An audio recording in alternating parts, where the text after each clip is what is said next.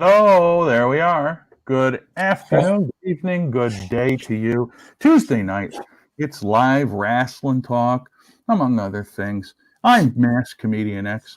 I got a big red mug. I hide my identity for the sanctity of all that's holy in wrestling. And there's Big Ace over there. That's deep. And Hello. Yeah, and he's going, "What the fruit are you talking about?" Nothing really. I just seen that. I just seen Judge Judy's about to end. That caught my attention. Yeah, you know what? I saw that the other day, and I am a huge Judge Judy fan. If you didn't know that, but she's already got like a half a year left, and then she's going to film one more whole season. So she says, "I'm going to retire," but she's not retiring for a year and a half. So you'll get your Judge Judy. I'll be dead before Judge Judy's dead. That's That's funny. pure and simple right there. Pure and simple. We know someone that's actually been on that show. That's right. And one of the first people to ever get tossed out of the Judge Judy's courtroom. Yeah. And you know what? Killer Kurt, that was his claim to fame, and he hated to be reminded of it. Because who gets thrown out of Judge Judy's courtroom? Great TV, though. It was great TV. That's what mattered. Talk about breaking down kayfabe, okay? As you recall, and I know you've talked to him about this. So he said the story is he gets some girl from wherever the hell he used to be, like Washington State or some stuff, wants to sue him over something, right? Cell phone or something, you know, typical kind of stuff. And so he says, "All right, well, I guess I'll go to it." And lo and behold, he shows up, but the girl doesn't show up. But they're like, "Don't worry, we'll hire an actress to be the girl that sues you." And I think that's probably where he sort of lost his fact that he needed to have ultimate integrity for Judge Judy. Yeah, that was the case. It ended up being some lady claiming that she, like, I don't know, something Paid about for a a cell phone necklace, or like paid something. for something and took a necklace from her or Yeah. something. Either way, it's very comical. It's one of the funniest things, and I mean, you could she just rails on him too. Yeah. Judge Judy in true form. We'll have to track that down. I don't know if anybody that watches it knows Killer Kurt, but it's funny as hell. It's one of my favorite things. There's that, and then there's another guy that was on Divorce Court. You remember that show, Divorce Court? I do remember that show. Yeah. So there's a guy, a Minneapolis comic, who went out to LA for whatever reason with his wife, and they got on Divorce Court. They were going to get divorced. They just got on there, and he uses it as a TV credit now. That's hilarious. Divorce Court. That's my favorite, though, is that they actually then are like, "Oh yeah, that's who you can use as a credit." That's happening for sure. I don't know, but it's just like, yeah, I've been seen on numerous commercials. Right? Wait, have you? I used to be on Ye Olde Butcher Shop commercial. You know what else you're in? You're in the Pauly Shore documentary. Oh yeah, I'm in a Pauly Shore documentary. 6 seconds worth. Thank you very much. That's some good stuff. Do not get an IMDb for that. Here's the other thing too. I am also in the Gilbert Gottfried documentary. No kidding. Which you can watch on Amazon Prime for exactly 2 seconds. I did not know that one. I would like to check that one out. I am probably best known for being on televised programming the least amount of time. So there you go. All right. What else? Oh yeah. Just for those who don't know, you don't see any fish or anything fun back behind me. I'm in a hotel room in Boston, Massachusetts. Boston is where it is all happening this week for my day job. If you happen to see me out in the street, it's going to be amazing because I am not going to wear this mask out in the street. But if you're wearing that orange shirt, they will still find you on the streets. I'll be popped out. It'll be like, "Oh my God, that's the fattest traffic cone we've ever seen." My God, hit it and see what happens to that son of a bitch. Oh, that's funny. Anyway, as we, holy cow, what a week of wrestling though, huh? I mean, after we talked last week on Tuesday, we had what I thought was probably one of the best all-time go-home shows for a pay-per-view I've seen in ever. I mean, it's been a week now almost, but I can't think of one thing that I thought, what the hell's this? I know it all meant something. It was a strong show. It was a good way. It's nice to see that they were able to have a strong Dynamite going into what ended up being a phenomenal pay-per-view. Yeah.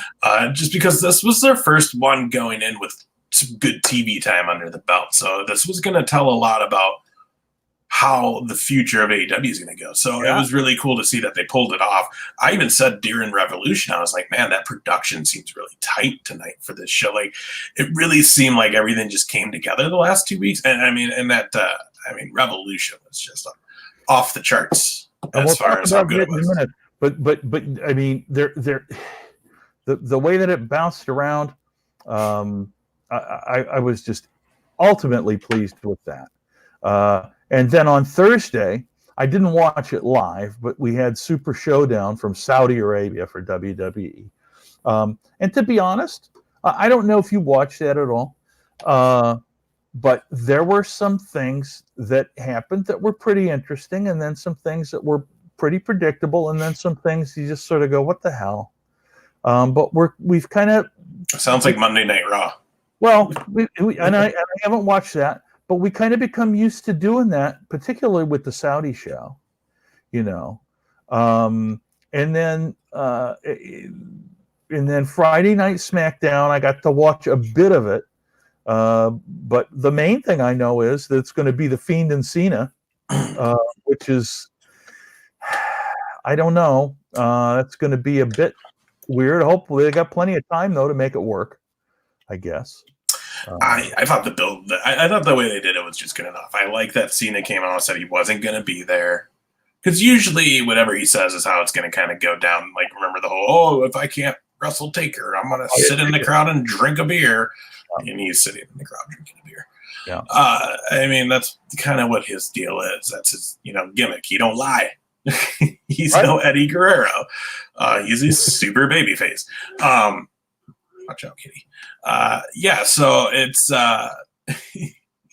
it's there wasn't much that needed to be said. Now, I mean, now it's going to be just like how when Cena does pop up, how he's going to be around, torture, insult, whatever.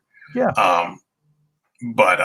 That's, and there doesn't have to be a lot of dialogue either. I mean, there will be on the show, the Bray, the Funhouse, but yeah.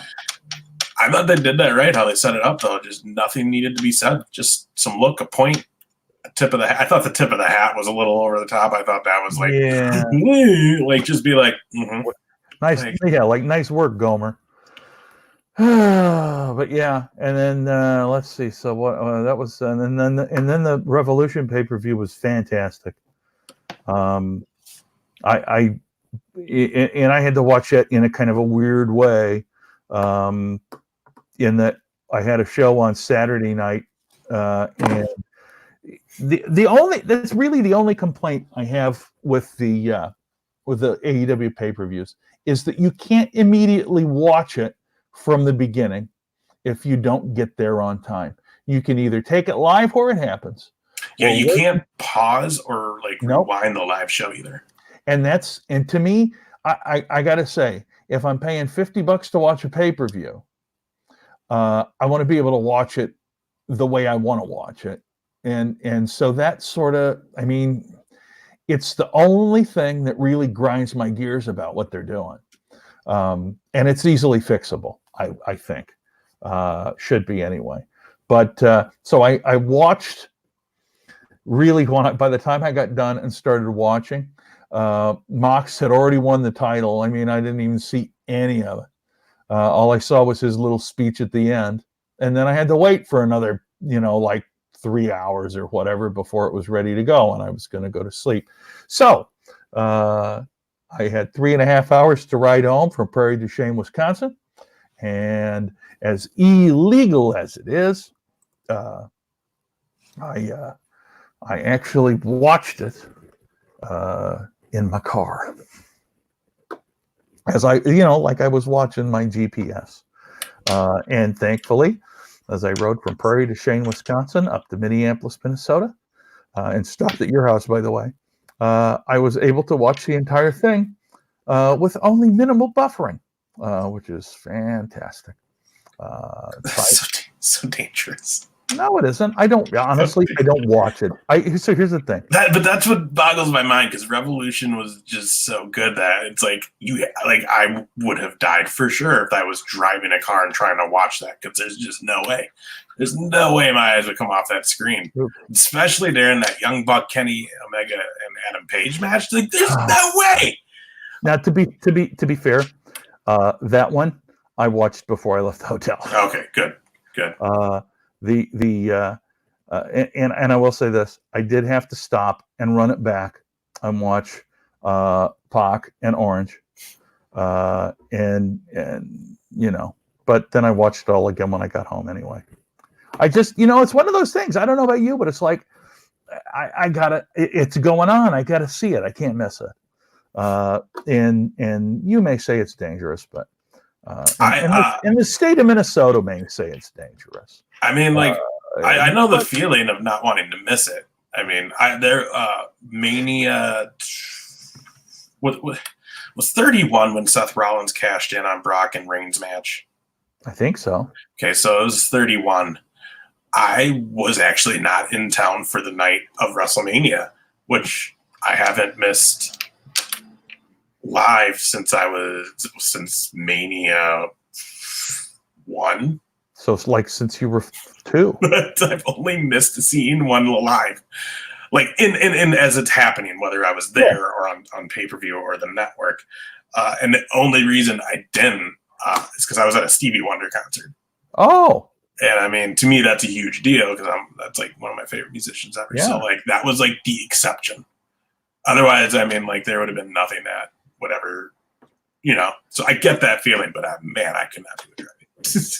Well, anyway, and that was a great pay-per-view. Like I said, didn't watch Monday Night Raw because I was busy with the day job, and we'll have to have you. But okay, so and that's it. There was a lot of wrestling, and the fact of the matter is, you got Elimination Chamber coming up next Sunday already. And we're a month out from Mania. Yeah, I mean, it's all. Does it seem to you like everything is happening much quicker than normal? And I think it is. Well, there's just so much more wrestling. Well, that's just it. I think with the addition of all the anticipation. Because you're also that NWA guy, so you've got that other one going. So, and I mean, I don't watch NXT as religiously as I wish I could. Right. You know what I mean?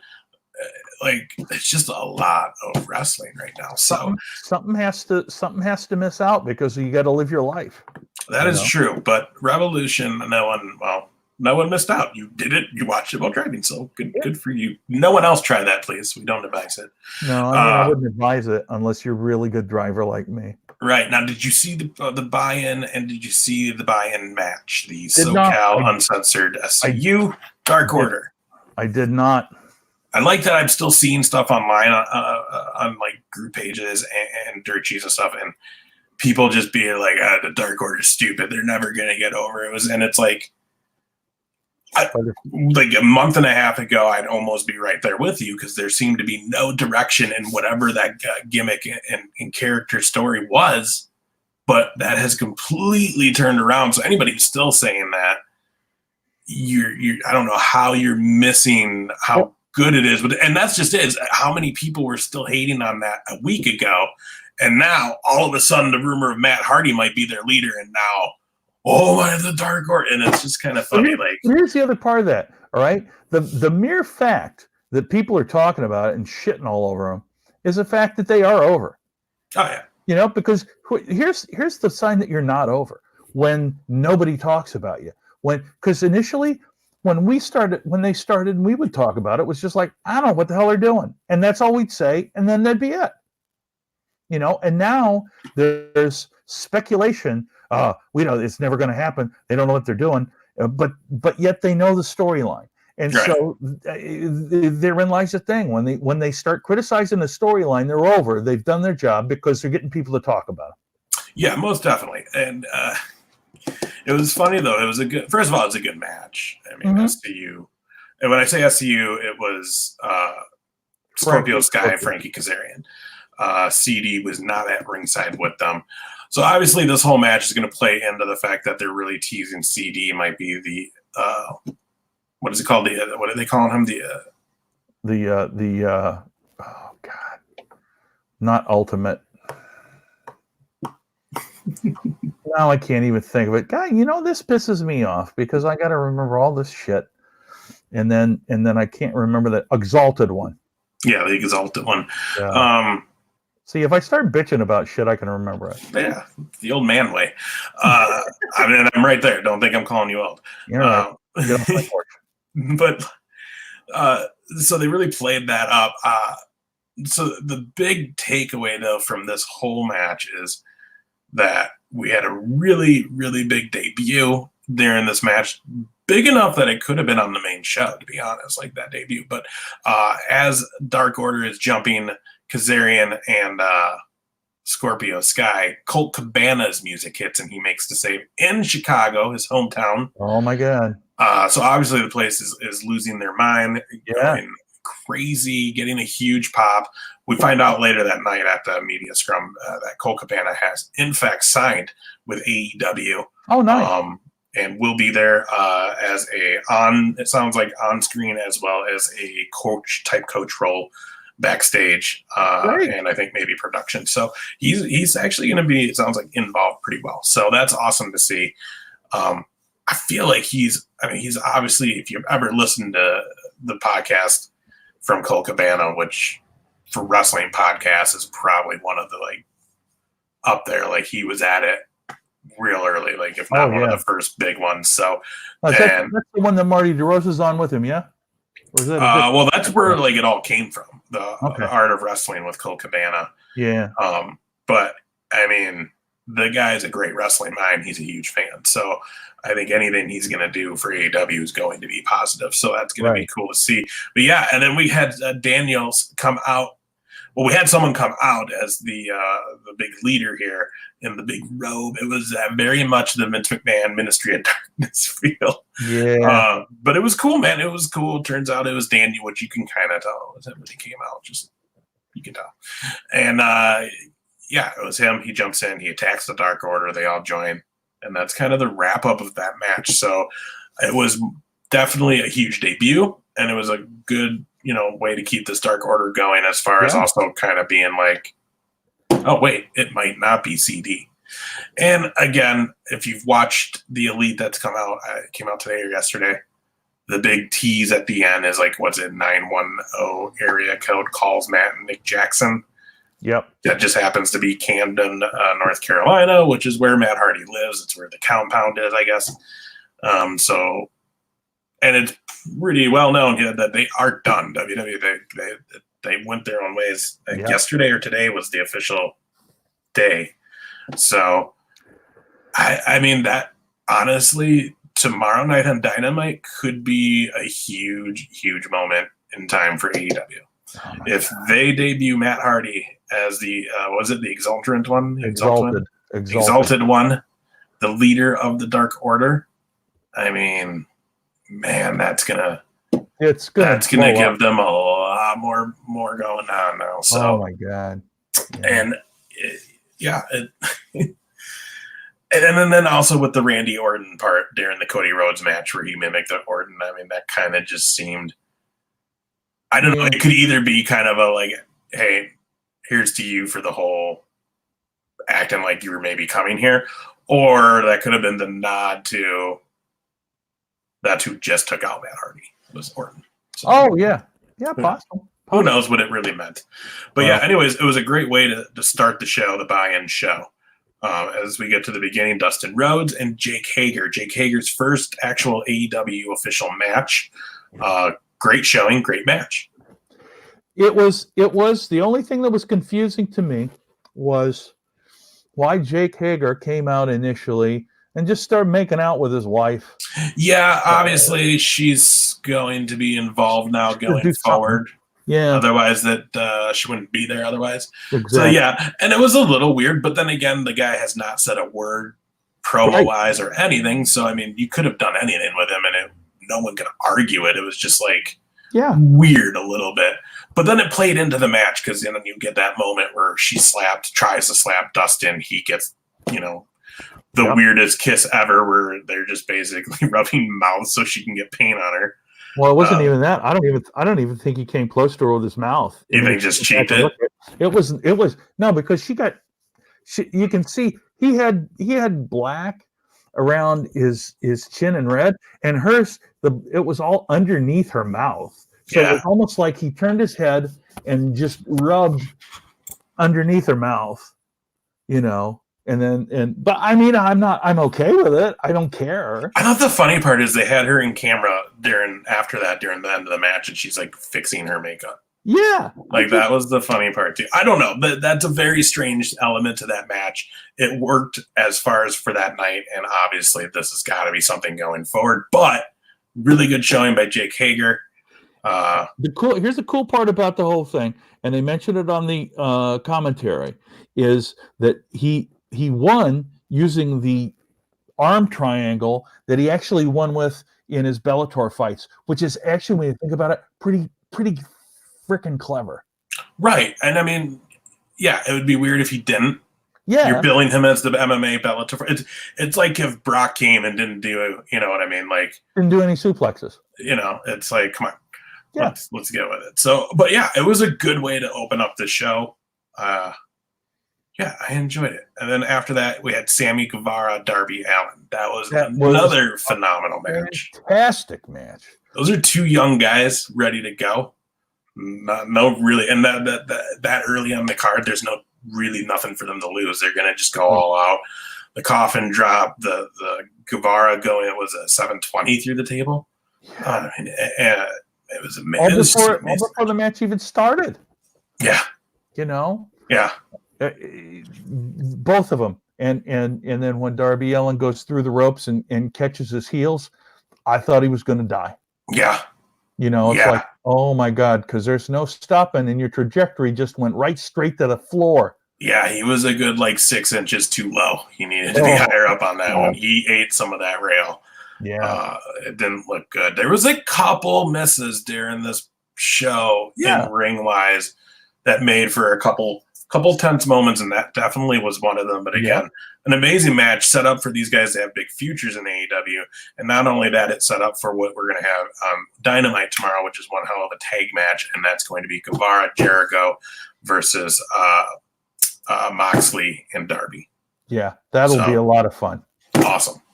All day, give me that. Yep. Next match we get into, which, I mean, technical-wise, this had to have been match of the night. And probably has to be one of the top matches of the year so far. And if we just go from here back a year, in the last year, best match. And that's the World Tag Team Champion match. That's Hangman Page, Kenny Omega versus the Young Bucks. Page and Omega do retain, but I mean, this match could have went either way. Oh yeah, it had every element you would want in just a great match. Told a story, had the spots.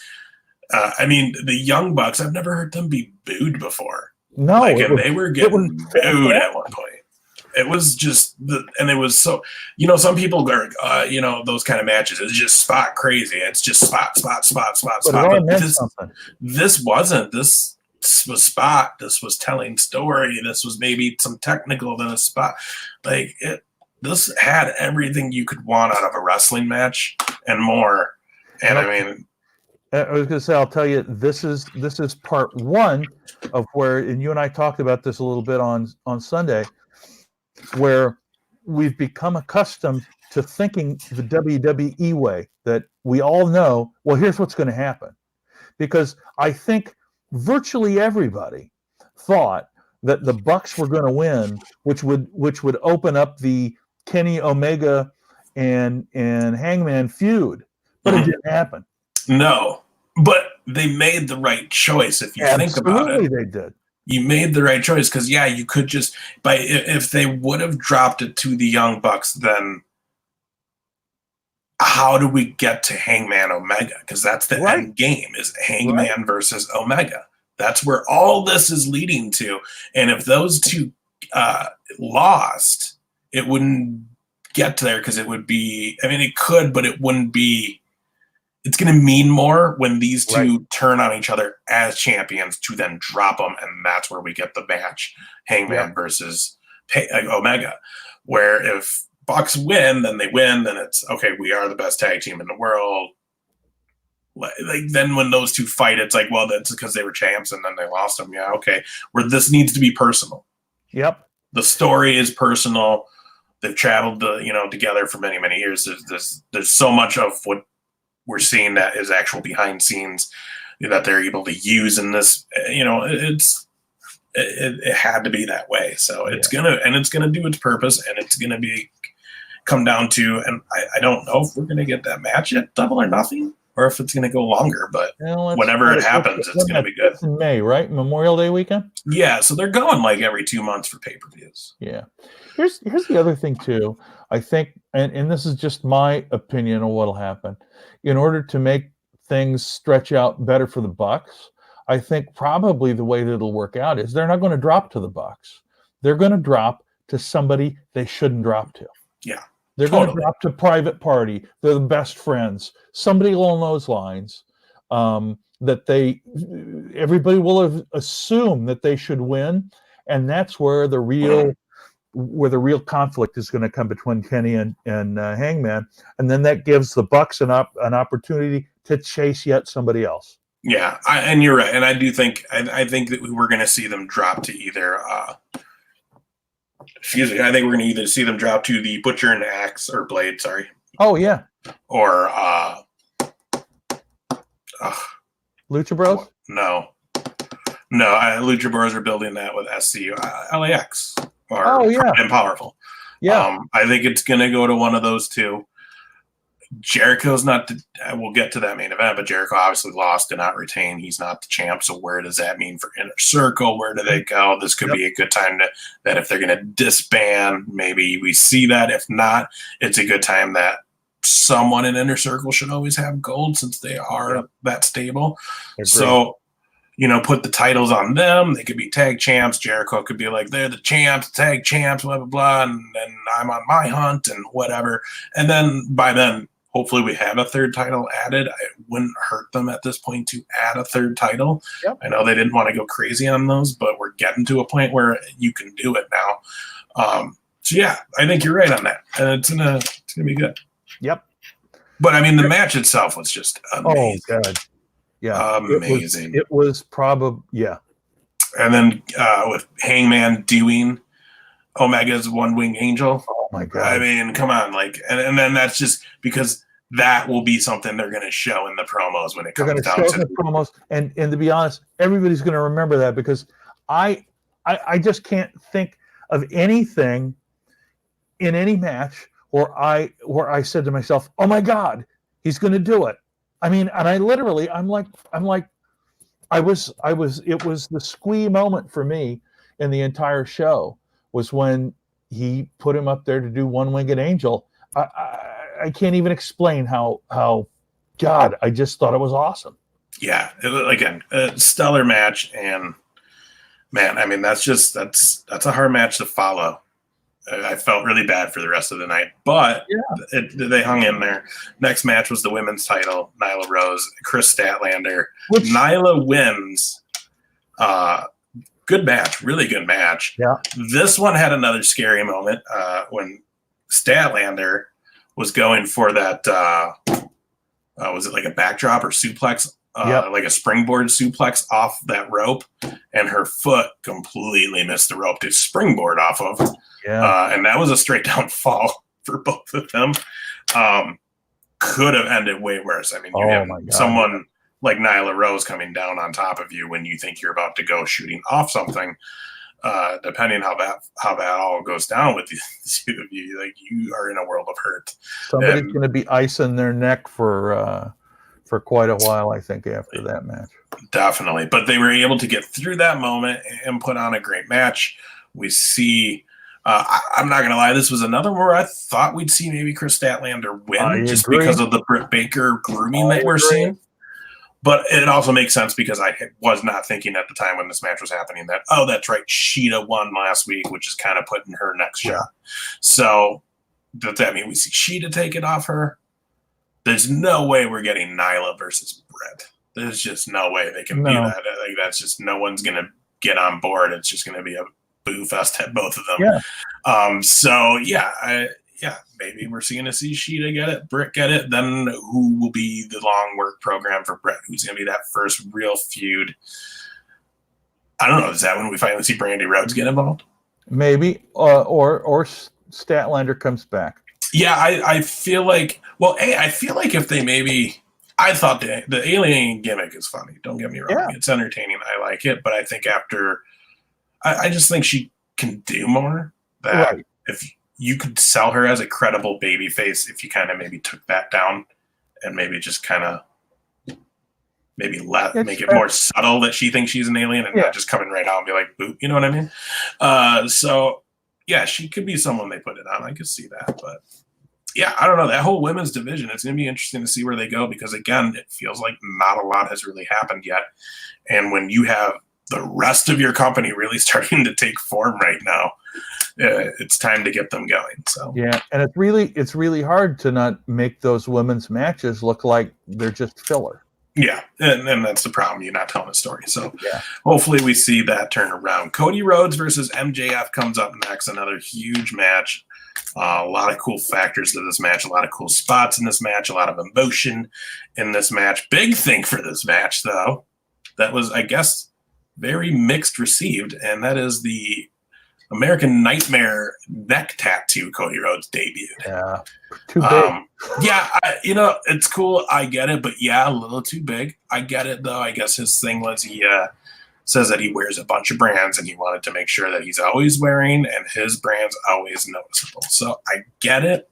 What's funny is I guess Brandy Rhodes has come out to say that she doesn't like it either. She didn't lie about that. And also I guess Tony Khan was kind of like, So, yeah. But again, stellar match. I think MJF did a great job as well. I think he too. Looked more like you now know he can hang in a ring. Yeah. Not that wasn't the case before, but we didn't know that. Yeah, we didn't see him in a big time match yet. The other thing that happened in that match that I actually kind of thought was pretty cool was when Brandy took the dive at Wardlow. Yeah. And that was like a neat little element that I sure wasn't expecting. Yeah. Like I said, I enjoyed how it all, Wardlow. I enjoyed that we saw Arn and Brandy get involved because, again, this isn't just a wrestling match. This is a fight. This is personal. Yeah. And you got to have that feel. And then to have MJF go over definitely was a shocker. What's funny is he had to cheat, baby. What's funny is it was a shocker. They got the reaction out of the crowd. Obviously, the close-ups showed that the crowd was like, "What? Like that wasn't supposed to happen." And I hate to say it because it's playing up to a woman being injured, but they ended Monday Night Raw with Orton doing the RKO and Beth Phoenix, and they really were hoping for that exact reaction, and they got it from one person. The rest of the people were just leaving. Yeah. And it was like, what are you going to get? Maybe you should just put the camera back on the ring and let's just see what's going on there. It was really weird. Yeah. Well, it's I think the male female stuff that any company does, there's a very fine line between when it is acceptable and not acceptable, and the fact that what Brandy did with Wardlow was acceptable because he didn't really do anything to her other than just catch her, right? Whereas if he'd have chucked her up against the fence or the ring, I think people might have looked at it a little bit differently. He said that's unnecessary. Just Right. like with Orton, RKO, and Beth. Ultimately, when he RKO'd Nia Jax, whatever it was a couple of years ago, that was like okay because you knew that Nia Jax could take it, and we kind of expected it because they were teasing it with Dean Ambrose at the time. Yeah. But with Beth Phoenix, it was like, really? And she was getting up at the end when they ended the show off air. She was sitting up. It was no big deal. Where, I mean, yeah, they really made it like Cody with all the stipulations, the lashings, the cage match, the huge spot off the cage match to win Yep. it. It felt like this had to go Cody's way. Yeah. I like that it didn't because well, it wasn't a clean finish, right? No. Use the ring. Hit him with the ring. Yeah. He used the ring. So, what's so great about it is because if Cody won, that's the end. It's right. Done. The whole feud's done. You can't go anywhere else. The good guy finally won. He got his payback. Yep. So, and honestly, people are digging this whole thing with him and MJF. And MJF is that heel that any program he's getting put in, he's going to make it a big program because that's just how good of a heel he is. He's probably he's got to be the best heel in the industry at this moment. He really does. Yeah. I mean, there's pictures of him flipping off little kids at C2E2 this weekend. Like, I mean, he is playing.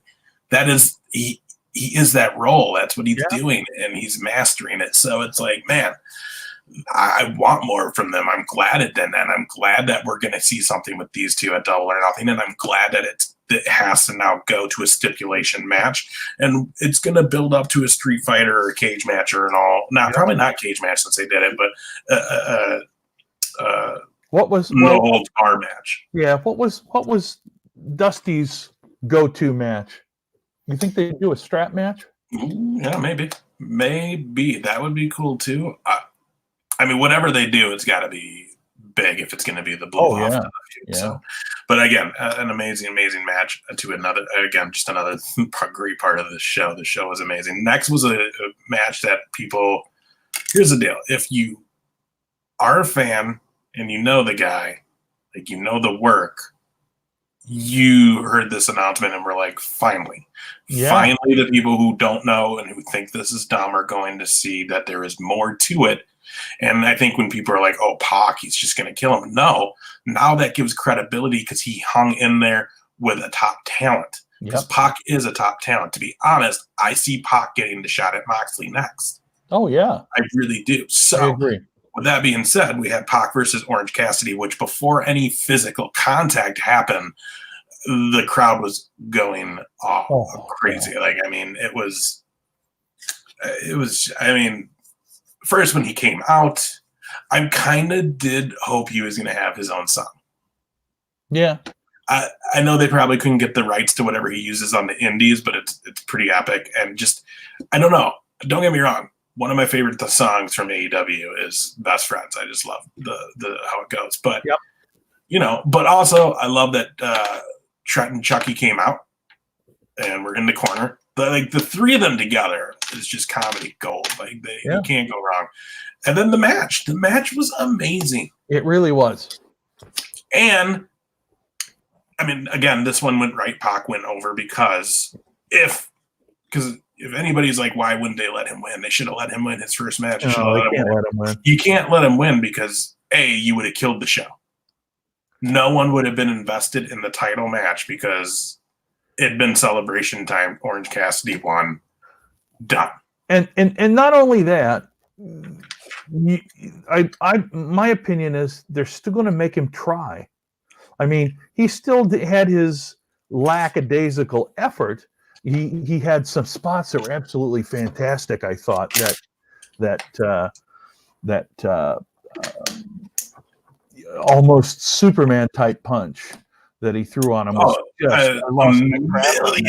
a million times better than what Raymond Reigns does. Oh my God, yes. It was so good. But here's the thing: I think they're going to still ramp it up Oh yeah. to where he's actually going to. I mean, ultimately, I think they're going to probably make it to where he has to work a full match or like at 85% before they let him win. You know Yeah, what I mean, saying? I mean, yeah. This is the only thing is he was winning titles on the Indies doing what he did. Yeah. I think what I like I said, Mox will get Pac next. I think anybody else big name that wasn't next in line, they could have given him the win. Yeah. And maybe would have. But knowing that they've got to be using Pac next for the title run. So, or to run for the title that, yeah, you can't have him go over, but I don't know if they're going to like really amp him up anymore. Like, I think what he did is, I mean, I think he'll hang is what I'm saying. Yeah. I just don't know if they're going to ramp, but I mean, I don't know. It's going to be exciting to see where they're going to go with Orange Cassidy now and see who's going to be the next feud, what they're going to do. Because, you know, here's the deal. People like him who have that really cool gimmick, that really good character, and it's really working, you want to use every part of it that works. Right. The only thing we really haven't seen yet is him do the orange juice gimmick, spitting that in someone's face. I would assume that's coming. We just got his first match. And that'll be it. He'll win with that. Right. You know what I mean? And then on top of that is one of the other great gimmicks people love about this guy is as on the indie scene as a title holder, he never wore the belt. Yeah. He just put it in a backpack and would wear the backpack. And that's hilarious because it just shows that, like, I don't need to wear it. Like, yeah, I got it. I got it. It's here. Mm. And it just fits to that character that all this is going to come on TV at some day. So, AEW Championship, Jericho Moxley. Moxley wins and becomes a new champion. Another huge shocker. Yeah. I think a lot of people thought Jericho was keeping that, me included. Really good match. I Really was was. And I think overall, when you think about all the things where a lot of us felt like things were going to go a certain way, and most of the things we thought were going to go X or Y or Z, none of them did. Yeah, the surprise element was definitely an effect for this pay-per-view, so that was fun. It brought you back to like the Attitude Era where you really didn't know what things were going to happen, where they were going. Yeah, it was fun. It was a lot of fun. So Chris Jericho comes to the ring with a choir, which was singing Judas. So cool. It was really it really was cool, and I'm glad they did it. But I hope they didn't do it just because of the whole like how some of the arenas try to sing it now. Yeah. Because honestly, again, I said this. I was on the cruise. I was part of that. That was and that's cool because that's his cruise. After that, dude's a heel. I mean, you heard him on Dynamite this last week where he had to actually be like, shove it up your ass. Because he needed to draw up that heel because people were still kind of cheering.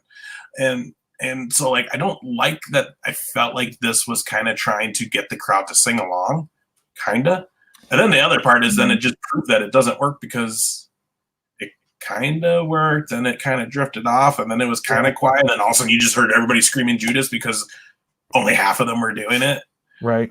And it was super weird. But I mean, that choir killed it.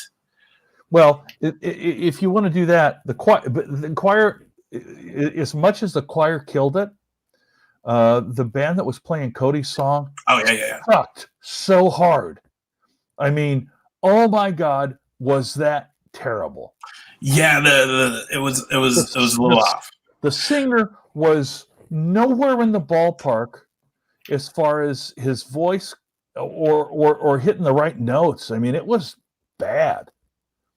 You know.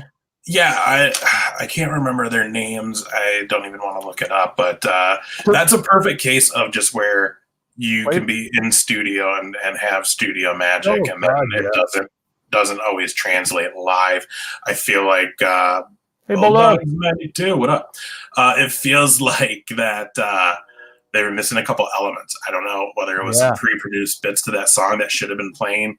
If maybe they didn't have, the thing to do it. I don't know. It felt like there's some stuff missing. Yeah, the singer also kind of was just off from what it sounded. Again, a lot of great things you can do in the studio. You can make me sound like I have an amazing singing voice. Well, that's right, and you don't. No. So Bulldog, I'm curious, Bulldogs. Did you watch the AEW pay-per-view over the weekend? AEW Revolution. You watch that show? If you did, let us know what you thought of it, because I'll tell you what, we thought it was one of the better pay-per-views of the year. Obviously, we're early into the year, but even last year too. I mean, that was some good stuff.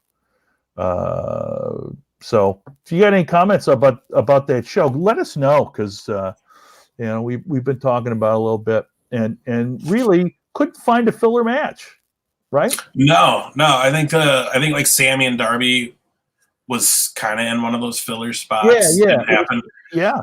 I think overall Pac and Orange Cassidy was kind of a filler match. It was meant to do a purpose, and that's show what Orange Cassidy could do. But I don't know. I'd like to say that maybe they didn't think it'd go over as much as it did, because usually that spot is to bring the audience back down to get them ready to go back up for that main event.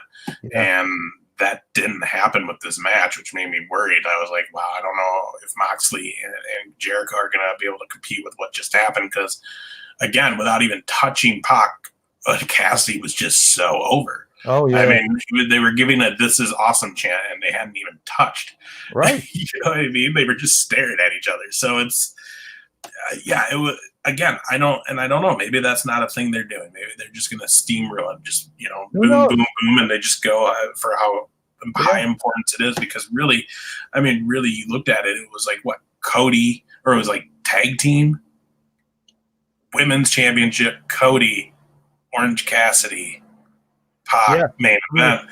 All of those are pretty big matches. And they in the Orange Pac, they really did need a palate cleanser, a little change of pace. And you know what it was? It was a palate cleanser, as in the fact that it was different from the match before it, and that was following it, because no title, not as a serious storyline. Kind of this dude who's funny, and then like this super serious guy. So it was cool. It was a different feel, and it was awesome. The tag match, it was probably one of the best matches ever, let alone tag match, right, Jason? I'm so bummed, by the way. I was supposed to be with Jason and Erica going to Dynamite this week. Oh, that's right. Things did not work out as I was hoping, and had to kind of pull out last minute. So I'm super bummed about that, especially after that pay-per-view. And man, but I'll tell you what. And let me just hell of a 2 weeks. But let me just say, Jason, in all the time that I've known Ace, he has never admitted to pulling out. Oh, that's why you get paid the big bucks, baby. I love it. I like it. Do that every night. But I'm super bummed about it. But again, life's been really hectic, so unfortunately, but I'm hoping to see them again down the road soon. And if not, we all will be on the triple whammy, Masked Man included, which is going to suck, because we're billing it for a whole year on this show. What happens if we get tons of people watching by the time the cruise happens? You're going to have to wear that mask every day around the boat.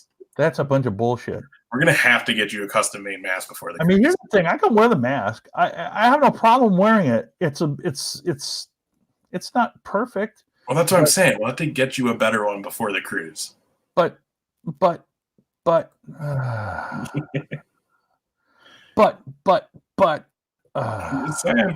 Just saying. Hey, all I can tell you is I'll be more than happy to go. I'm excited, because I know how much fun you've had over the 2 that you've gone on. But be honest, here's the thing. I can wear this mask. I still have to come up with my old Bucks outfit, because I'm going to do that. And because I think that's probably... to be real honest, sorry, but to be real honest, I know you want to do the old Bucks and Jason and Erica. I almost would have to show you when we're not live, because underneath that beautiful mask you wear every week is also a beautiful head of hair that, if you were to slick it back and put it in a ponytail, could vary and dye it black. I'm saying dye it black because I'm the old Buck. But you would be like one giant Papa Buck. We'll give you a keyboard. We'll give you a keytar that you could wear around, because he's always playing the keyboard on all.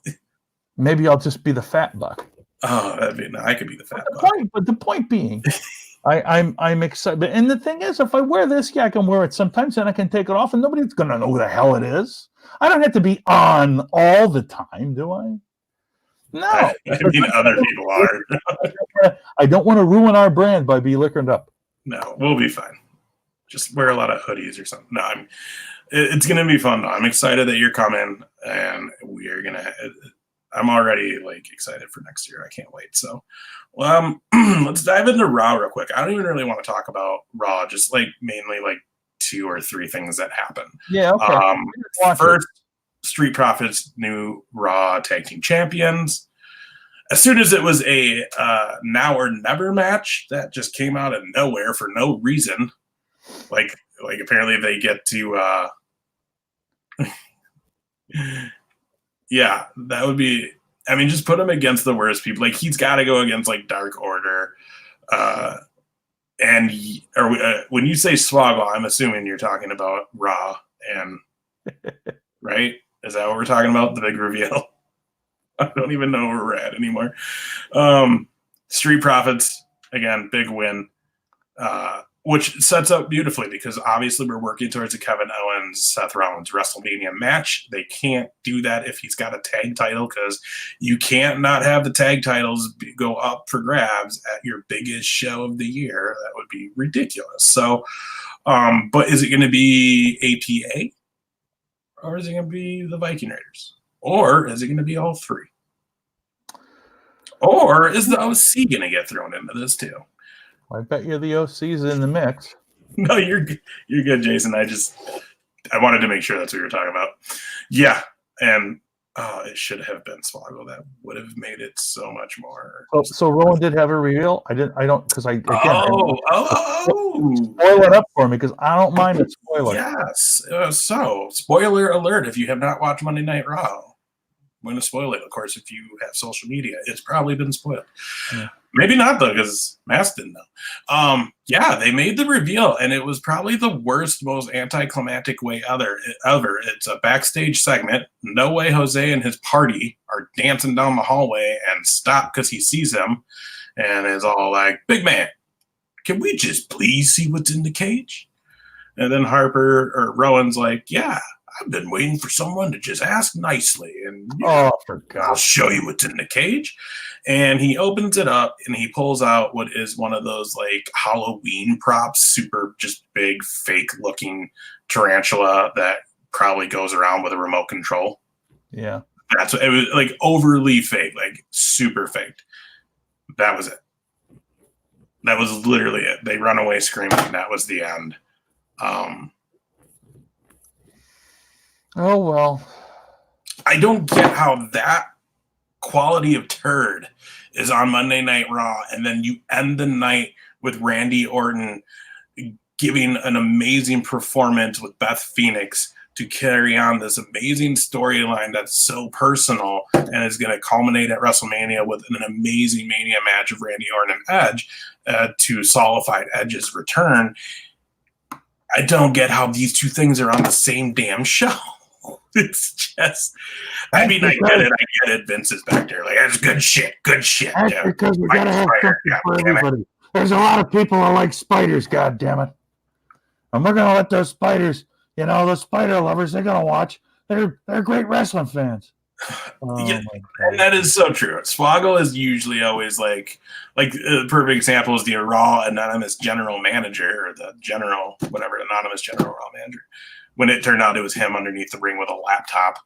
I mean, like, there's just been so many things they do with Hornswoggle that could have been an easy way to bring them back. Mm-hmm. I always wonder if they just don't, if Vince is like done. Like, yeah, because he really hasn't been back in a while.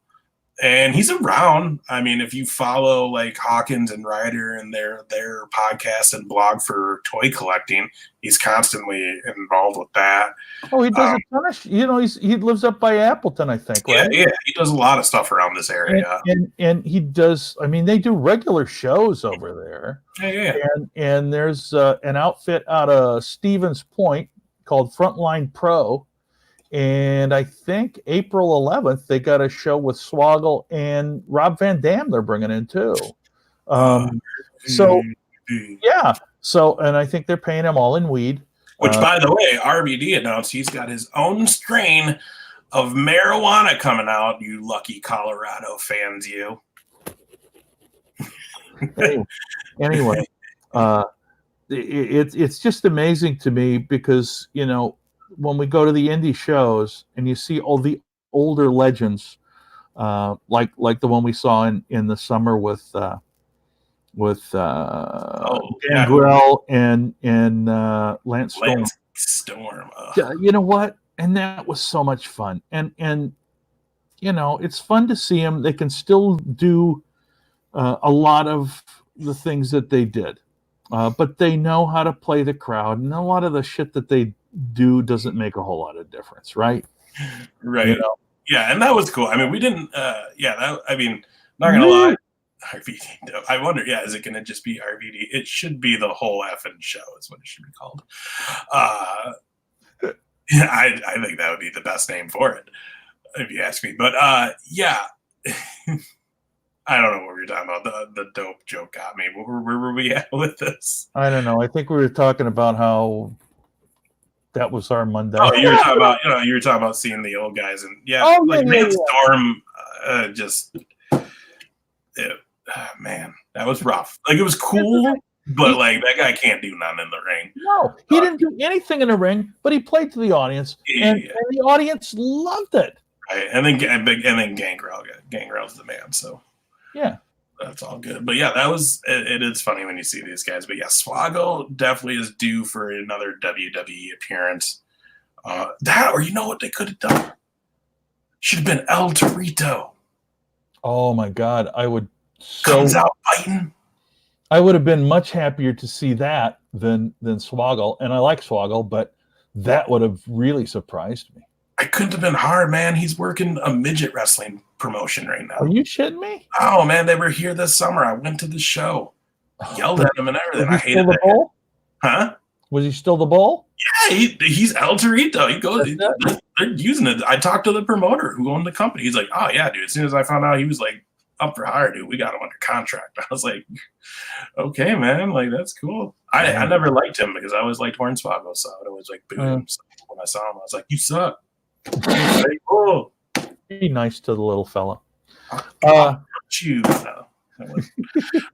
win. But no, yeah, El Torito should have came out of that. No, it was the thing about it though. Is I was ready to be let down with that whole thing. Yeah, but the fact that it was in such a weak backstage segment. You know what I mean? Like, do it in the ring. Like, they could have did this with Aleister Black in the ring when they fought a couple weeks ago, and it would have been like, oh, it's just a stupid fake fighter, and oh, there goes Aleister punting it away or whatever. Or just, But at least we saw Aleister Black, all right. Where this was literally like, no way Jose's just dancing around with his people, and then just like, hey, can we please see it? Okay, here it is. And by the way, when was the last time you saw him? Sure, I mean, he could have jumped out of the damn cage. It would have been more entertaining. Well, yeah. I mean, holy crap, man. Yeah, and then again, other thing with Raw. I mean, the that ending segment with Beth Phoenix coming out to give the update on Edge. She then takes the RKO. Orton comes out, cuts this promo. Turns out he did it because he loves Edge. He loves them more than her and the two kids. And I mean, like, some of it to me was just a little like, come on, because at the end we still know this is fake. Okay, so like, take it back a minute when he was like, I love him more than you. Like, it's like there's the line, and they come up to it, and they should know better than to go over it, but then they push it too far, and then it becomes ridiculous. Right. And they do this almost all the time. The other thing I didn't like was that I didn't like that they had her slap him. Yeah. There needed to be a physical altercation, but like, that's the go-to whenever it's a female in the ring with another male in WWE. That's the go-to. They're going to get slapped. It's what they always do. Beth Phoenix is the Glamazon. Beth Phoenix has been in the damn Royal Rumble. Beth Phoenix it couldn't go. Yeah. So being that it's her and she's a legend and a Hall of Famer, just to add a little bit more, I wish instead of a slap, she would have just like went to lock up or Actually something. Like, yeah, an actual punch, a super something, not just an open hand slap, because again, that's the go-to. I do like that she did the kick before he RKO'd her, but I don't know. But again, it was again, they were looking for some real shocked faces, and that wasn't. As soon as you knew he came to not even as soon as he came to the ring, you just knew that that's where this segment was going to go. He was going to come out and RKO her. Yeah. I mean, that's just this is what they did when he wrestled Triple H. You remember he cuffed him to the ropes, and then he did the face drop off the rope, and then tried to punt her or something. Like this is what they do, and it was good, but it wasn't going to give you that amazing, shocking audience look you're looking for, because I'm Vince McMahon, damn it, and I want them shocked. Well, we saw that a mile away, so you ain't getting that. Instead, you got people leaving when you were showing the crowd. Yeah, perfect. But again, sets up for great stuff. Sad we didn't get to see the start of what really is going on with Beth Phoenix, and that is her, Natalia, and the Kabuki Warriors. But it's coming. It's coming. It is. Oh, I can't wait for that, to be honest with you, because I like the way. I like the way that you covered your mic and then coughed up here, and we still heard everything. I'm not trying to block the sound, just more the actual impact. You just didn't want to get snot on your microphone, which is, in this day and age of Corona virus, probably safest. Yeah, wash your hands. But I don't know what the hell. So now this is something that we were talking about, and this is we're pretty much done with Raw, right? Oh yeah. Okay, so this is something we were talking about a little bit, and a lot of people may have heard about it, and you have firsthand knowledge of all of this business with the Sandman. I do, and I don't want to get too deep into it, just because I just want you to let everybody know that how you know about everything that happened and where they can hear more about it right from the horse's mouth. Yeah. So if anybody didn't hear it, broke the dirt sheets this week. Is that how you saw about it, or was it something I posted? Well, I think it was a little bit of both. I think I saw it somewhere, but then I also saw you posted it. Yeah. So it was working its way around a couple days ago on the dirt sheets on the interwebs.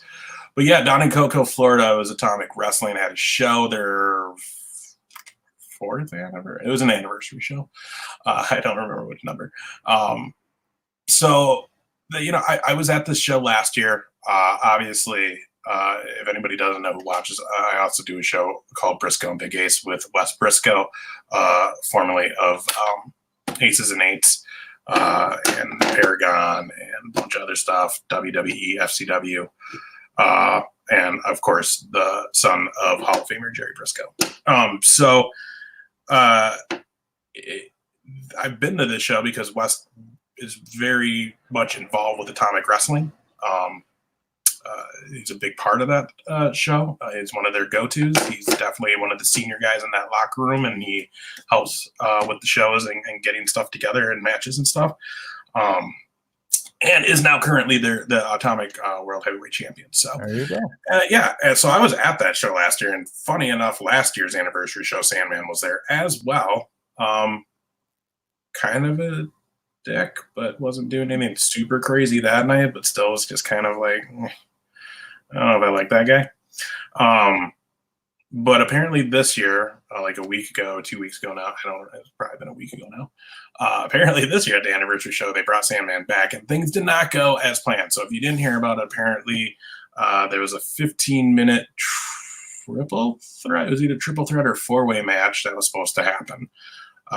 He was wasted, which this is true. When I was there last year, everywhere backstage he was walking around, he was carrying a case of beer and just drinking out of it. Like, dude was just getting drunk all night. So I imagine that's what was happening.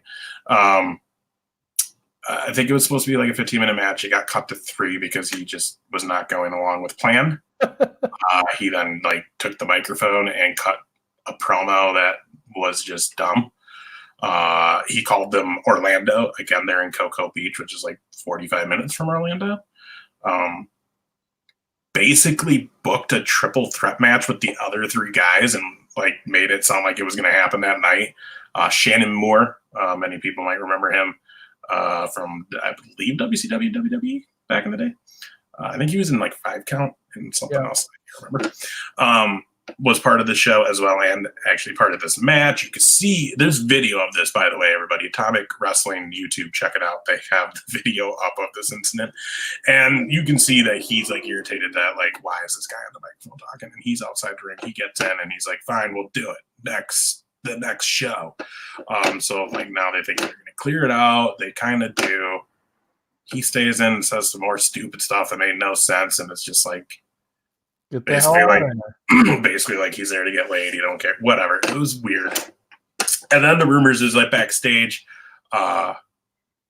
sexually harassing the female talent, was talking shit to the rest of the talent, was damaging property of the venue, which is, it's a nice room, man. It's like at a Holiday Inn. It's like in the back. It's like a ballroom, and they got a cool little back area. Like it's cool. It works. It's a good spot for a show. And so got to the point that he almost had an altercation with other talent backstage.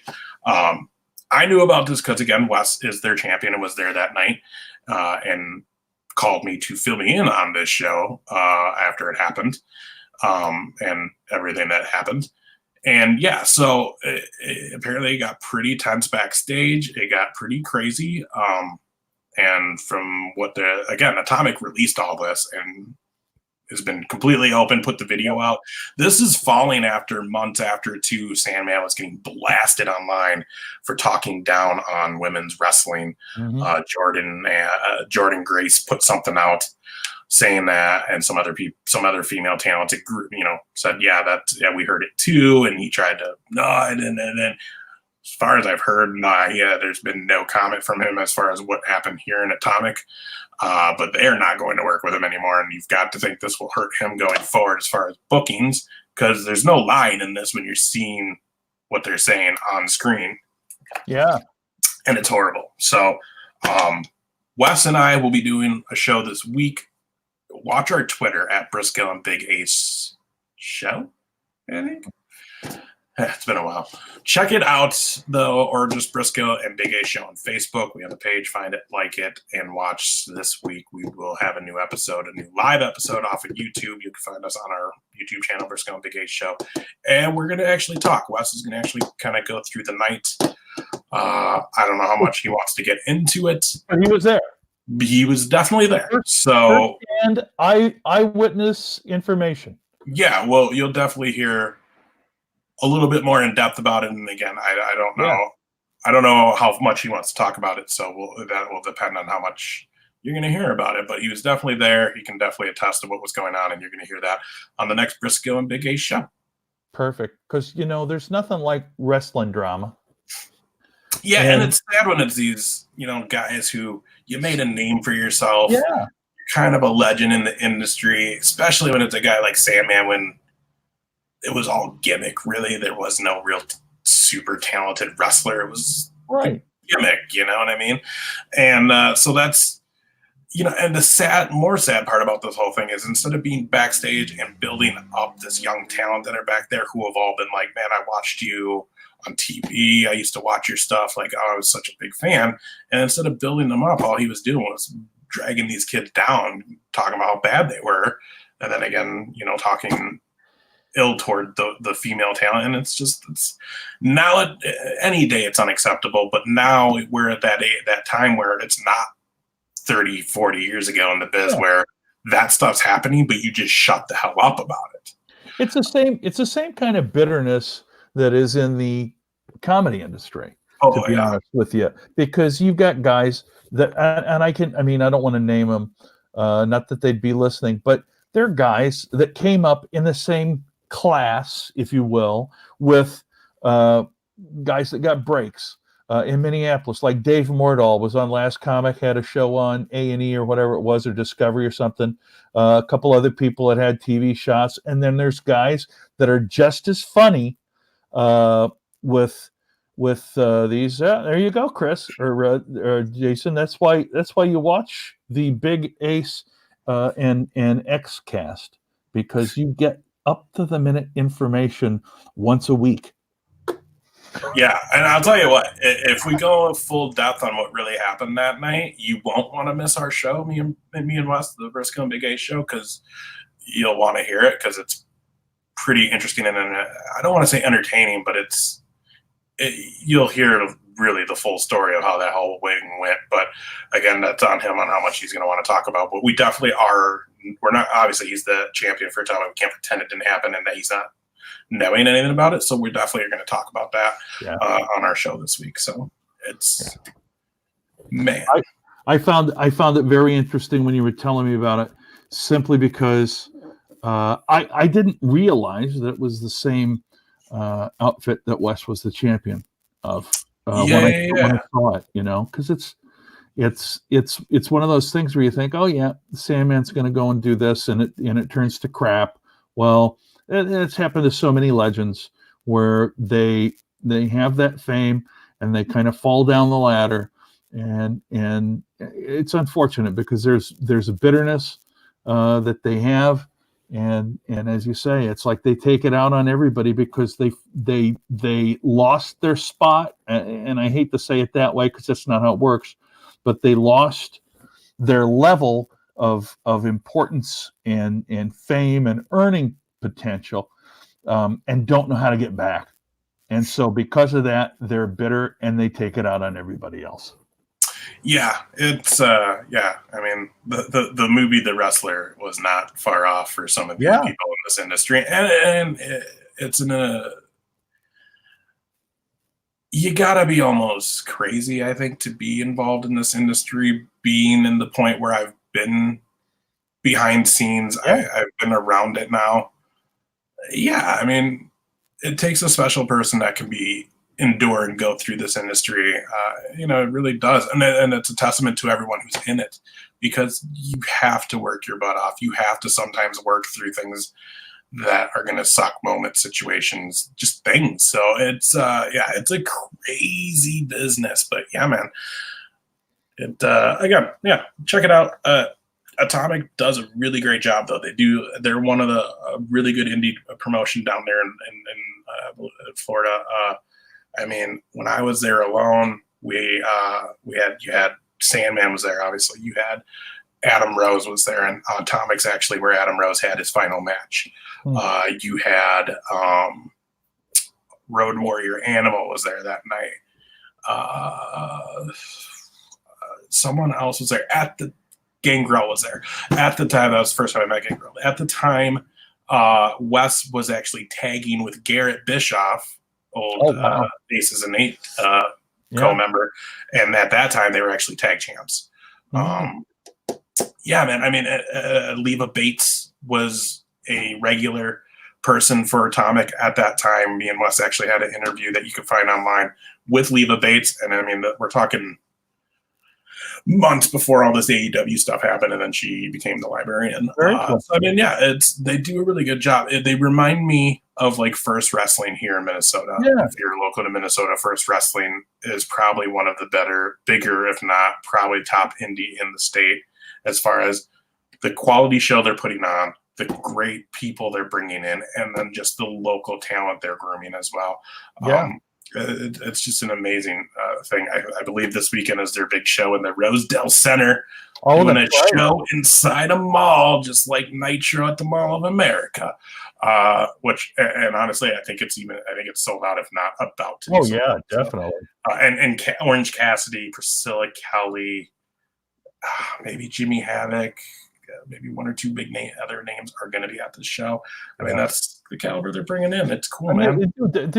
Eric Cannon is the head guy of that promotion. He does a really fantastic job.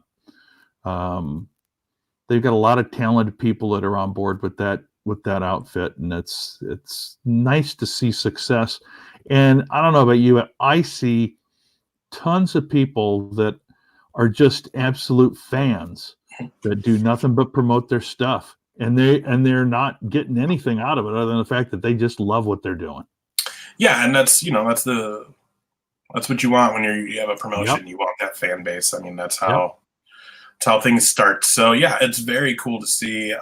It's very cool to see just indie doing really good right now. Tons of indie promotions really making names for themselves in all different parts of the country and world. So that's very cool to see. Yeah, man.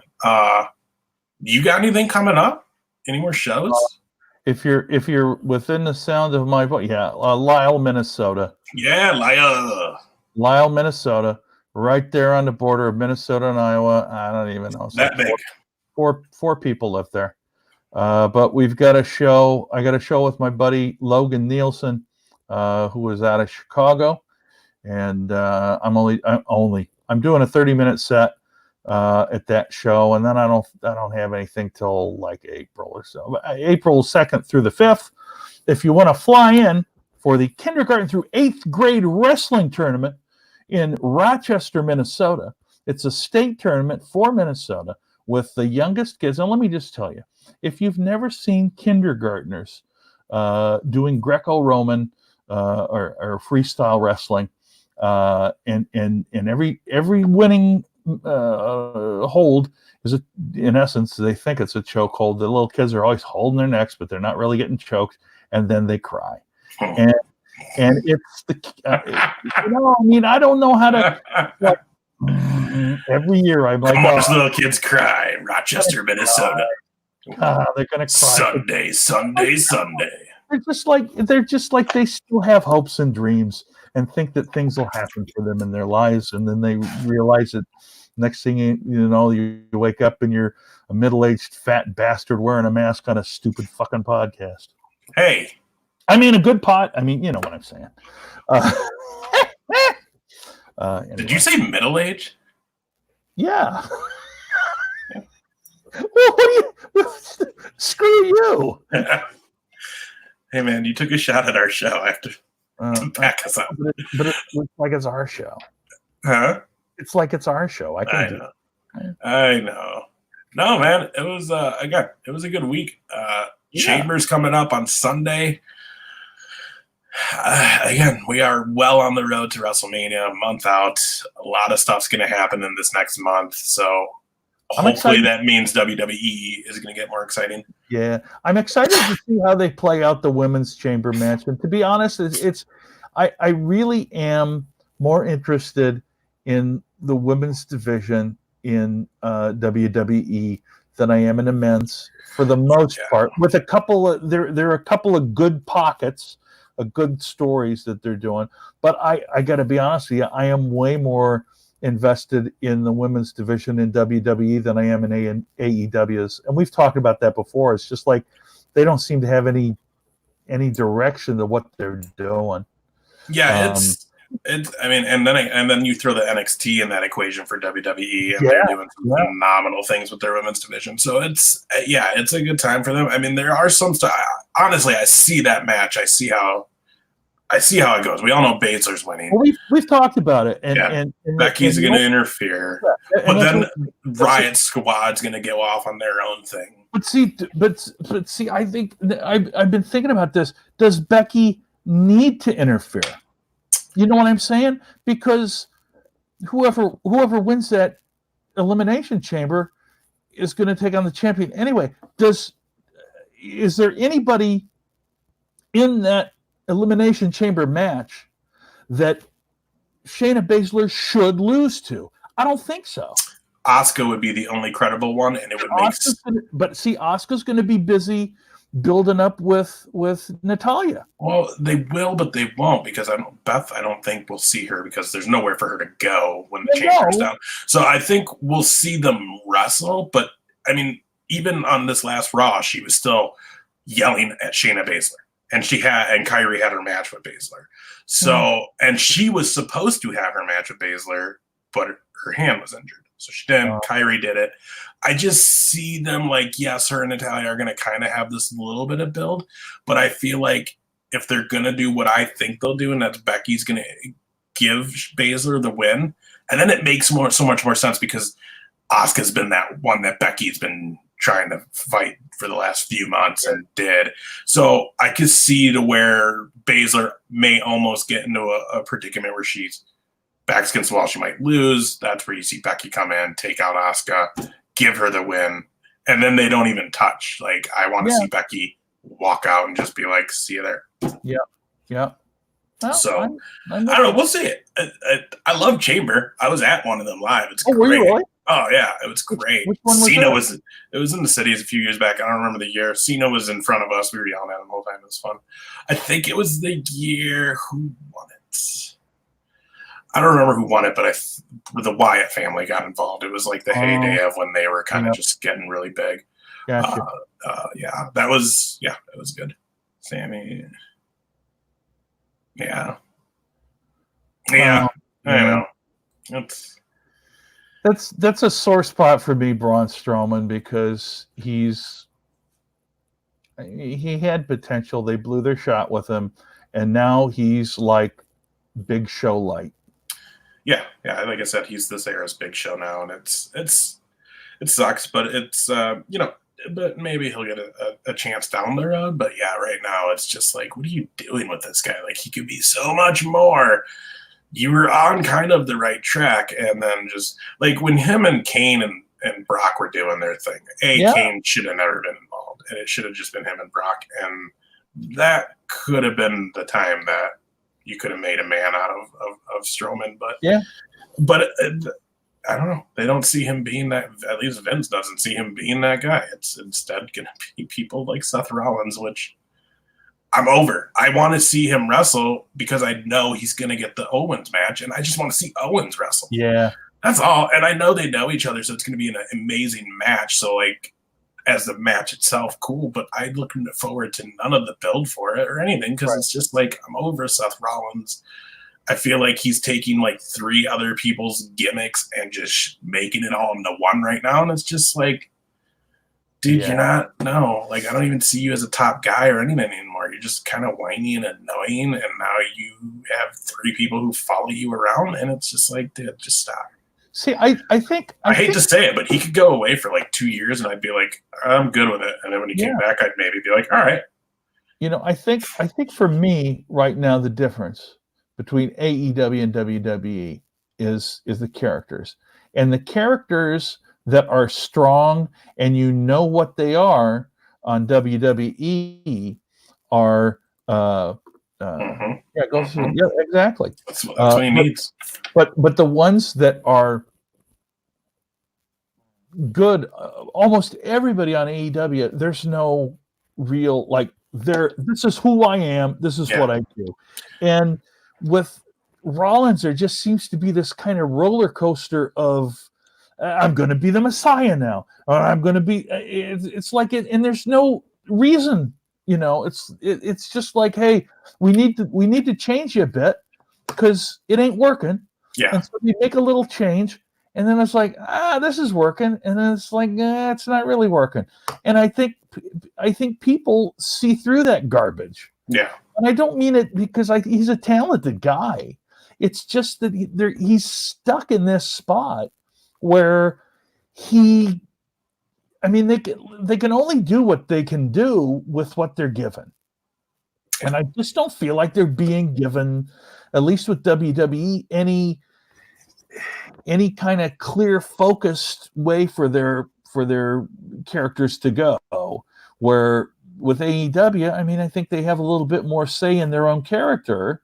Yeah, you definitely are seeing a difference as far as micromanage and being told and being scripted and here's what we want you guys to do, to you guys are working together, figure it out, put the story together, probably still have to get some okays, but just way more creative freedom. And you're seeing that.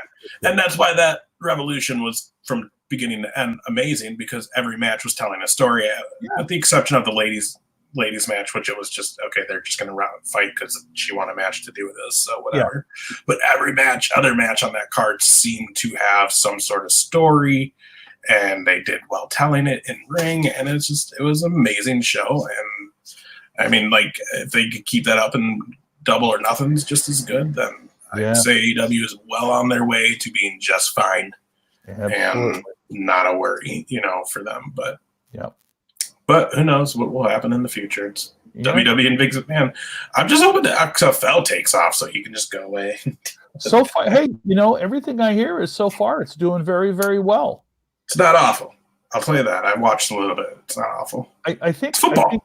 yeah, it's football, but I also think that it was far enough away from the original XFL that was just such a fucking shit show that there are enough newer eyes seeing it that see it as, hey, this is not bad, and that's good for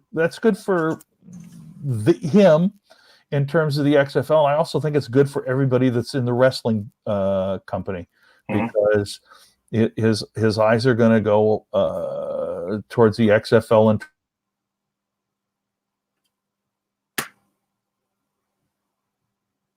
I think we made it almost all the way to the end before his hotel Wi-Fi froze. I'm going to go with he's probably locked up for good. I can't put you a comment on because he asked you, Jason. What do you say? Ladies match could have been good. Home being good. Statlander being okay. I didn't know she was sick, so that I agree. The spot should have went to them to get the crowd backed up. And that maybe that explains. Like, did you notice that miss? Like, she was trying to do that springboard with the 1 foot off the rope while they were in the corner on the ropes, and she just missed it and went down. Like, that was pretty scary. I thought that was going to be a bad moment as far as possible injuries, which luckily we haven't seen anything major injuries go down. Oh, that's so funny that when he goes away, you could see like my whole living room and my cat. So there you go, guys. There's the discount the kitty, if you're ever wondering. That's all he does all day. So, but I don't know what we got going on. I'm going to give it a couple more minutes to see if Matt can get back on just to say goodbye. We're about at that time where we usually end. I thought we were going to end a little while ago, but we went a little bit longer. But yeah, otherwise, though, we got Chamber coming up, and that'll be a lot of fun. We'll give you more on that. And we appreciate people watching. Subscribe on YouTube, Masked Comedian XCast. There's a Facebook page, Twitter. Find us on those as well. Subscribe, follow, whatever it is you got to do. Click like. You leave a comment, leave a review. All that stuff helps just push us out so more people that are fans of wrestling can find us and watch with us. So and share with everybody you know who's a wrestling fan. So every Tuesday night, 8 p.m. Central here on the YouTube, the Masked Comedian XCast YouTube channel. Jason, Erica, if you guys are still there, have a good one. I think I'm going to go because I think he's here I come. Look at I was just about to go off. So here's what happened. He says hi, Yeah, cat. what Because when you happened were was- gone, you can see my whole living room and the cat's right there. Oh, sweet. So here's what happens. Just so you know, the Wi-Fi here at the hotel turned off on me. Huh. Just Must time out so I after a had to, while. yeah. So I missed a time down. I had to reboot, re-log in, etc. All that. But look at that. While I was gone, 5 people stayed watching. So you know what? That's good. You know why? Because that means you, Ace, are the star, and the Masked Comedian X is just a goddamn coattail rider. Shut up. Oh, you're funny. I can't help it. That's how it works out. But anyway, so now that it took me 5 minutes to get back online, that was great. By the way, we are looking for our official 6th viewer. Oh, we haven't gotten. And you forgot about that. We haven't even talked about it. We got 7 people listening now. We're looking for our 6th viewer officially. And what we're going to do is make a comment on YouTube or Facebook or wherever. And we're going to pick one person at random to be our official 6th listener. If you want to be on with us, we're going to put you on with us. You're also going to win a prize, which is like a $25 Amazon gift card because I have stock in Amazon and I want to make sure that anyway. And also we will send to you directly a Masked Comedian XCast bait baseball I cap. thought you were gonna say vape. I was like, we have a vape? Yeah, Rob Van Dam's doing his own. I mean, we might as well get on board that. But we do have a baseball, a logoed baseball cap, which Limited is actually pretty edition, cool. too. Limited edition. You know what? You can have only the second one made. Mm-hmm. So anyway, make those comments if you will. Subscribe to us if you will. If you haven't, if you have, you know what? That's great. And we apologize that Ace didn't go out to Colorado to see you this week. But but they know because they're already huge fans of this show. Well, they tolerate this show. Yeah, but they're friends of the show, so Well, that's true. that's different. It's different than being a friend. They're special. and Not that being a everybody friend. else watching is not. Everybody else is particularly Mhm. special. And we appreciate it all. Let's see here. Take my mask off. So let me just say this. I will take my mask off when we have 1,000 subscribers. Oh crap. All right. And that means that I'll never have to take it off. Well, I mean, I would, but it's just let's lose the shirt too. Hey, you know what? You want to see man boobs? I'll do that for, give me a super chat of $25. I'll take my shirt off. You'll be grossed out like you'd never been grossed out. That's what I'm talking. You need to join his Patreon or whatever it is to get to that, or Oh yeah, myfansonly.com, Mass Comedian Xcast. That's where you gotta go for those pictures, guys. yeah, and right.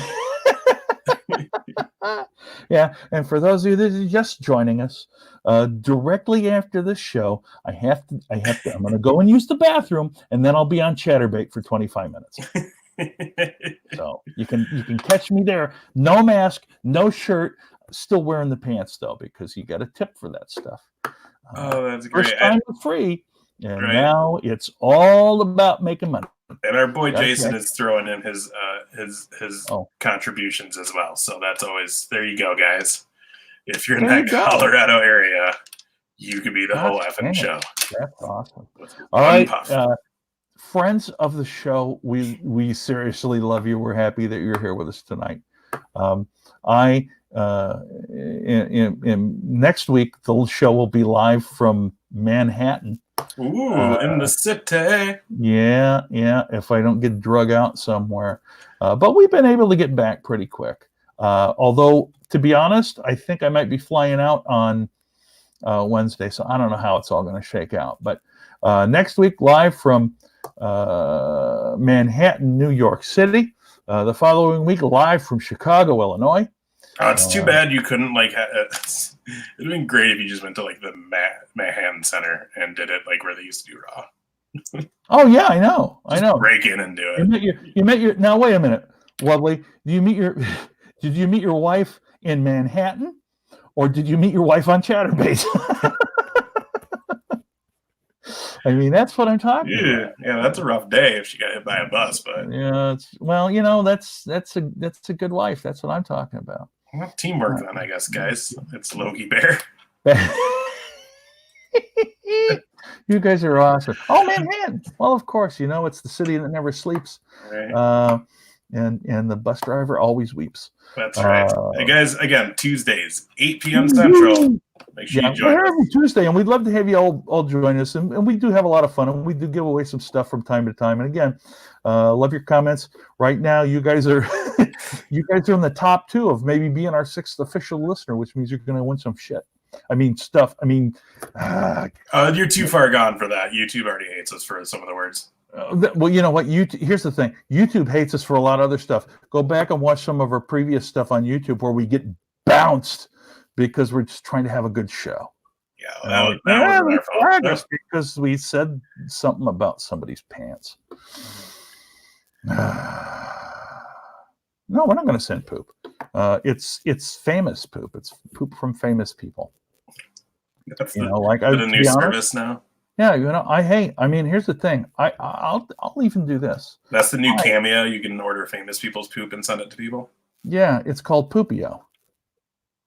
This is starting to go downhill real quick. It's going down quick, but I love the fact that you guys are talking to us in mail.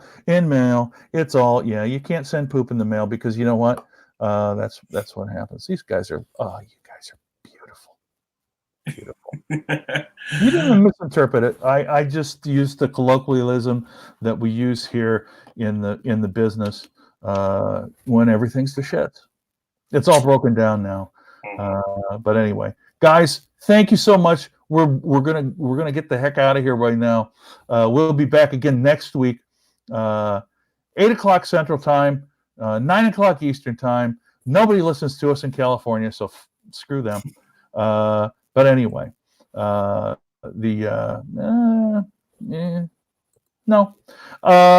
So we will see all of you again. Big Ace, what a show. Yes, sir. We'll see you next week. All right, let me get to my business and we'll get the H out of here. La la la la la. Come on, man. What are you doing to me? What are you doing to me?